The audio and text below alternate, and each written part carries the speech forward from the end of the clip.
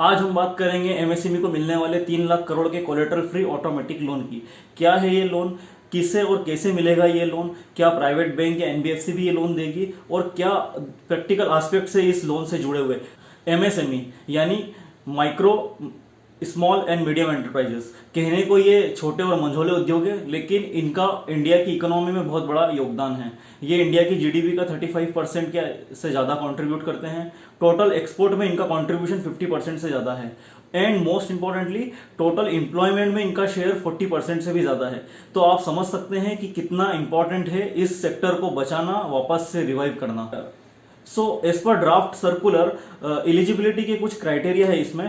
पहला और foremost criteria ये एमएसएमई होना चाहिए। ये उन्हीं एमएसएमई को मिलेगा जिनके ऑलरेडी लोन चल रहे हैं। एमएसएमईज के लोन आउटस्टैंडिंग 25 करोड़ से कम होना चाहिए और टर्नओवर उनका 100 करोड़ से कम होना चाहिए। ये 3 लाख करोड़ के पैकेज को दो अलग अलग हिस्सों में बांटा गया है। एक 2,80,000 करोड़ का जो हिस्सा है वो नॉर्मल एमएसएमईज के लिए है, एक 20,000 करोड़ का जो हिस्सा है वो स्ट्रेस्ड एमएसएमईज के लिए है। तो आप समझते हैं नॉर्मल एमएसएमईज है कौन सी?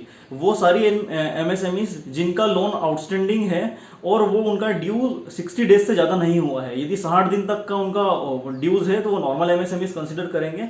उससे ज़्यादा का यदि ड्यूज होगा तो उनको स्ट्रेस्ड एमएसएमई कंसिडर करेंगे।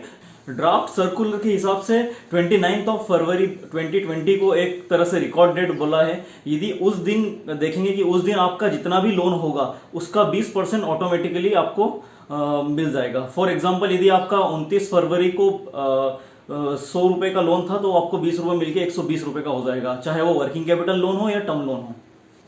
ये जो लोन है एमएसएमई को वो 4 साल के लिए दिया जाएगा, जिसमें से 12 महीने का मॉरेटोरियम होगा। एमएसएमई 31 अक्टूबर 2020 तक इस लोन के लिए अप्लाई कर सकती है। एमएसएमई के काफी क्वेश्चन आ रहे थे उसमें कि क्या प्राइवेट बैंक और एनबीएफसी भी देगी, क्या फिनेंशियल ग्राउंड पे या किसी और ग्राउंड पे बैंक इसको रिजेक्ट करेगी या नहीं करेगी।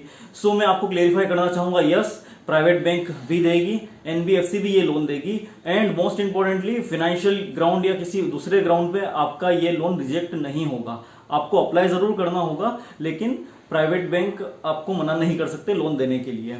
ऐसा क्यों?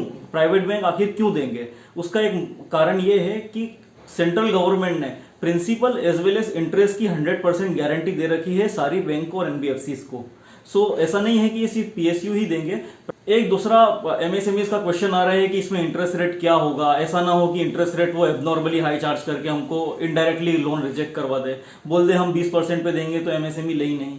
तो इसके लिए भी ड्राफ्ट सर्कुलर में जो प्रोविजन किया गया वो ये है कि बैंक आपसे 9.25% से ज्यादा नहीं ले सकते, वहीं एनबीएफसी 14% से ज्यादा नहीं ले सकती है।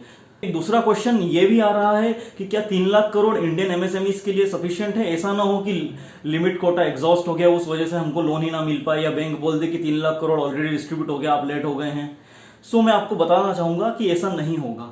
उसका कारण ये है कि 29 फेब 2020 को ब्रॉडली 17.5 लाख करोड़ का एमएसएमई सेक्टर में आउटस्टैंडिंग है बैंक और एनबीएफसी का। यदि हम उसका 20% निकाले तो ब्रॉडली 3.5 लाख करोड़ के आसपास आता है। यदि आप उसमें से एनपीए अकाउंट या बहुत अच्छे एमएसएमईज को निकाल दे जो ऑप्ट नहीं करना चाहेगी तो ब्रॉडली 3 लाख करोड़ सफिशिएंट होगा। इसलिए ऑलमोस्ट सारी एमएसएमईज इसमें कवर हो जाएगी। सो इस तरह का कोई भी प्रॉब्लम नहीं आने वाला है। इस पैकेज में प्रॉब्लम कहाँ है?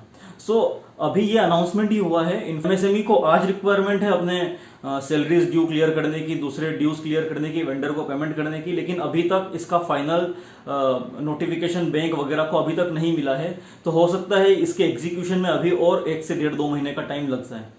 आई होप आपको ये वीडियो पसंद आया होगा। Please like, subscribe and share this video. इसी तरह के लोन की जानकारी हो या गवर्नमेंट स्कीम्स के बारे में जानने के लिए विजिट कीजिए www.rupees.com।